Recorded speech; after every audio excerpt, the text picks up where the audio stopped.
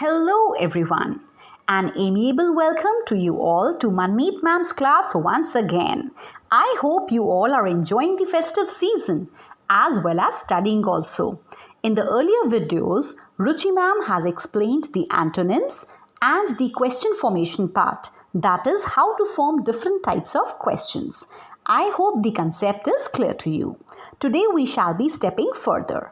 The objective of today's work is to write a short letter sharing events from the story. So open your course books to page number 54 and the topic is Think and Share. We all face difficult situations. When you are faced with a difficult situation, do you give up like the courtiers or try to think and solve the difficulty like Tenali Raman? Share such an experience with the class. इसमें you don't have to write anything. You just have to share your experience. That is, how should we face the difficult situations? देखो, difficult situations तो हर कोई जन face करता है, चाहे बड़ा हो चाहे छोटा हो. It's आप लोग छोटे हो, but still then also you can face difficult situations in your life. आपके लिए difficult situations क्या क्या हो सकती हैं? हो सकता है आपके किसी टेस्ट में अच्छे मार्क्स ना आए हो, राइट? तो अपने पेरेंट्स को आप कैसे डिस्क्लोज करें? हो सकता है किसी टीचर ने आपको कोई काम कहा हो या कोई बुक लाने के लिए कहा हो and you haven't brought that, so again it's a difficult situation for you, right? हो सकता है आपकी स्कूल बस मिस हो गई हो सकता है आपकी कोई फ्रेंड की कोई चीज़ आपसे मिस हो गई हो या आपने खो दी हो उसको, तो how to face that friend? So everybody faces difficult situations, but what should we do in that difficult situation? Should we give up कि हो ही नहीं सकता, इम्पॉसिबल है, ऐसा कहना चाहिए लाइक द कॉर्टियर्स, या उस डिफ़िकल्ट सिचुएशंस को फेस करके उसका सल्यूशन निकालना चाहिए जैसे कि तेनाली रमन निकालते थे, right? What should we do? Yes, we should be brave enough, right? We should face that situation and we should never tell a lie to hide our flaws. हमें कभी भी ऐसी सिचुएशन में झूठ नहीं बोलना चाहिए अपनी कमियों को छुपाने के लिए, राइट? एंड अगर हमसे सोल्यूशन निकल रहा है तो वेल एंड गुड, अगर नहीं निकलता है so we should discuss our problems with the parents, teachers और फ्रेंड्स, राइट? जिस पर भी आप ज़्यादा अश्योर हो सकते हैं कि yes I can discuss my problem with this person, right? Because every difficulty has an answer. कोई ऐसी डिफ़िकल्टी नहीं होती जिसका कोई सल्यूशन नहीं होता. कई बार ऐसा होता है हमें सल्यूशन जल्दी से दिख नहीं रहा होता, बिकॉज हम लोग, अगर आप छोटे हो तो आप इतने एक्सपीरियंस नहीं हो, लेकिन अगर आप अपने पेरेंट्स से, अपने फैमिली मेम्बर्स से, अपने टीचर्स से बात करोगे तो हो सकता है वो आपको इस चीज़ का कोई सल्यूशन बता दें, right? So what should we do in the difficult situation? We should face that situation. Number 1, we should be brave enough in the situation. Number 2, Number 3, we should never tell a lie to hide our flaws, and we should not panic and look for solutions. Okay, so this is just think and share. You don't have to write anything in it. Okay, now come to think and write, the letter writing part. Okay, before starting this section, I would like to tell you about the different types of letters.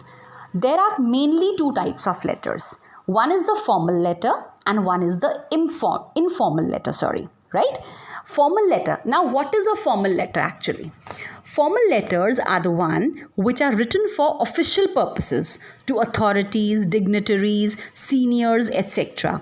And they follow a certain stipulated format. Right? Formal letters क्या होते हैं? Formal letters official purposes के लिए लिखे जाते हैं, right? Business letters होते हैं या ऑफिशियल पर्पसेस के लिए लिखे जाते हैं, राइट? टू बड़ी बड़ी अथॉरिटीज़ को, डिग्नेटरीज़ को, अपने सीनियर्स को रिस्पेक्टफुली लिखा जाता है और उसकी एक प्रॉपर लैंग्वेज होती है, राइट? उसका एक प्रॉपर फॉर्मेट होता है जो फॉर्मल लेटर्स होते हैं, right? Second is informal letter. Informal letters are the one written to friends और फैमिली मेम्बर्स. जो हम अपने फ्रेंड्स को, अपने फैमिली मेम्बर्स को लिखते हैं वो क्या होते हैं? हमारे informal letters. And it adds a personal touch to one's thoughts and ideas. आप जो भी अपने मन की बात होती है आप इनमें अपने इनफॉर्मल लेटर्स में लिख सकते हैं. नाउ थिंक एंड राइट में भी आपके सामने एक इनफॉर्मल लेटर का एग्जाम्पल है, right? Now you can see letter writing. After the incident in court, Emperor Krishnadeva Rai writes a letter to his sister inviting her to Vijayanagar. Right? अब इस incident के बाद एम्परर कृष्णदेव राय क्या कर रहा है कि he writes a letter to his sister.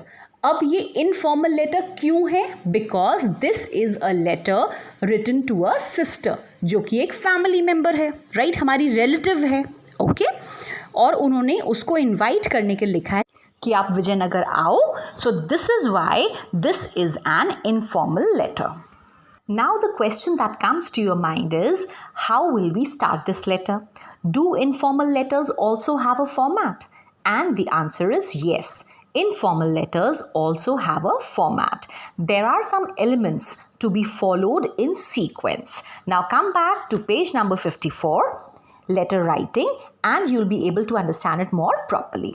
He starts with the address and date. अब कृष्णदेव राय ने जो लेटर लिखना था सिस्टर को, उन्होंने कैसे स्टार्ट किया? सबसे पहले उन्होंने अपना एड्रेस लिखा. देखो ऊपर यहाँ पर टॉप लेफ्ट पर विजयनगरम लिखा हुआ है, right? So he starts with the address. He stays in Vijayanagar. That is why he writes Vijayanagar. And then he writes the date. जिस डेट पर लेटर लिखा जा रहा है, then you will add the date. Then adds a greeting. और उसके बाद उन्होंने greeting, that is dear sister. आप किसी को भी जो लेटर लिख रहे हो, डियर ब्रदर, या आप नेम भी लिख सकते हो. आप अगर अपने फ्रेंड को लिख रहे हो, अपने फ्रेंड का भी नेम लिख सकते हो. अगर आप पापा को लिख रहे हो, डियरेस्ट पापा लिख सकते हो. जो भी, जिसको भी आप रिलेट कर रहे हो इस लेटर को, आप उसका ग्रीटिंग लिखोगे, राइट? उसके बाद ग्रीटिंग के बाद you have to put a comma also. Please note, greeting के बाद, डियर सिस्टर के बाद आप लोग देख सकते हैं कि कॉमा लगा हुआ है. Then from the next paragraph again, you will write a short message. After this, he writes a short message to his sister. जो आप अपना मैसेज लेटर में लिखना चाहते हैं, आप उस मैसेज को लिखेंगे. I hope you are well. I am writing to invite you to Vijayanagar this summer.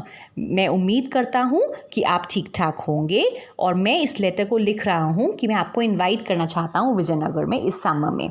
I would like you to meet Tenali Raman. मैं चाहता हूँ कि आप तेनाली रमन से मिलो. He is by far the cleverest man in the empire. वो मेरे empire का cleverest man है. He has a smart answer for every question. And why do I call him the cleverest man? Because he always has a smart answer for every question. I would like you to come and challenge his quick mind with questions of your own. मैं चाहता हूँ आप अपने question से उसके quick mind को challenge करो. You will surely be delighted. और मैं उम्मीद करता हूँ कि आप बहुत खुश होगे, because you will get the answers. Looking forward to see you. यहाँ पर बेटा there is a printing mistake. Look forward to seeing you लिखा हुआ है. Look के आगे आप ing लगा दीजिए. Looking forward to seeing you. Seeing में से ing कट कर दीजिए.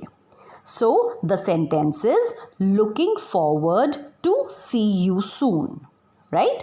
And now उसके बाद he ends with a polite sign off and his name so that she knows who the letter is from. और उसके बाद वो polite sign off करते हैं, your loving brother, और उसके बाद अपना name लिख देते हैं. Now you have seen an example of an informal letter. To sum up, we can write the elements in sequence like this. Number 1, your address on the top left. सबसे पहले आप top left पर अपना address लिखेंगे. Number 2, the date. उसके नीचे आप अपनी date लिखेंगे जिस date पर आप letter लिख रहे हैं. Third, salutation with a comma. Salutation is greetings again. और उसके बाद greetings करके आपने फिर से comma लगाना है. Number 4, a few lines in the letter. जो आप मैसेज अपना लेटर में लिखना चाहते हैं, आप उसके बारे में few lines, थोड़ी सी lines लिखेंगे. Number 5 is the closing part, that is a polite sign off again. And number 6 is your signature or your name, ताकि दूसरे पर्सन को पता चल जाए कि लेटर किसने लिखा है.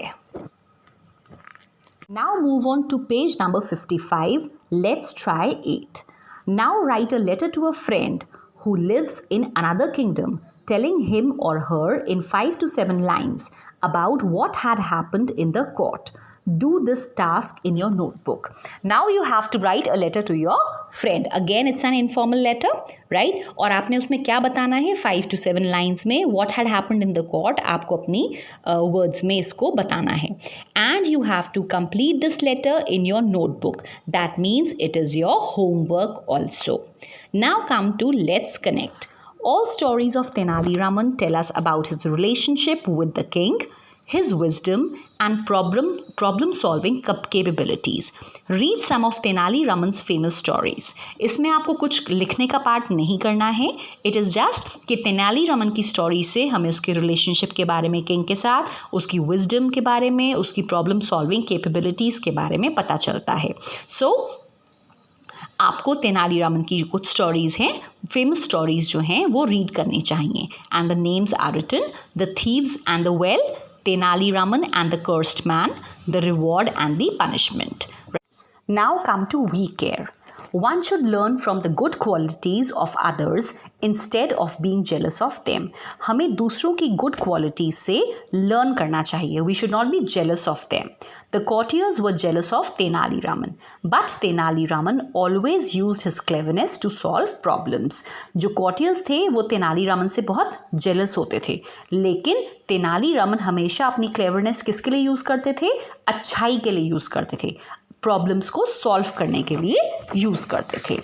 नाउ अच्छा, tell me one thing, how do you feel when your friend has done well at something?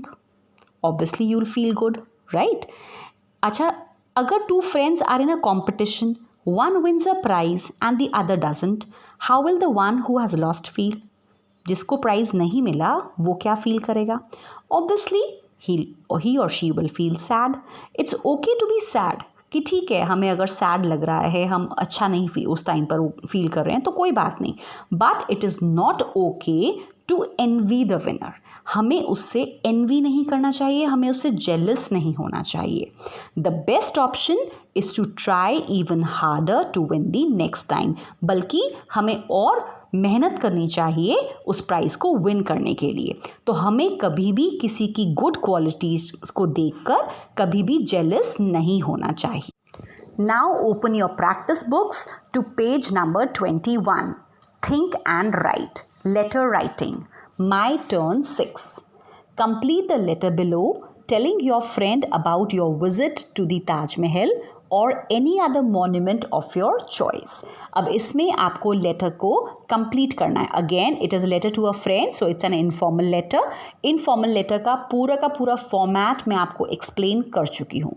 इसमें अब आपको लिखना है प्रॉपर, राइट? इसमें आपको सिर्फ फिलअप्स करने हैं, ओके और आप ये इसी बुक में अपना कंप्लीट करेंगे.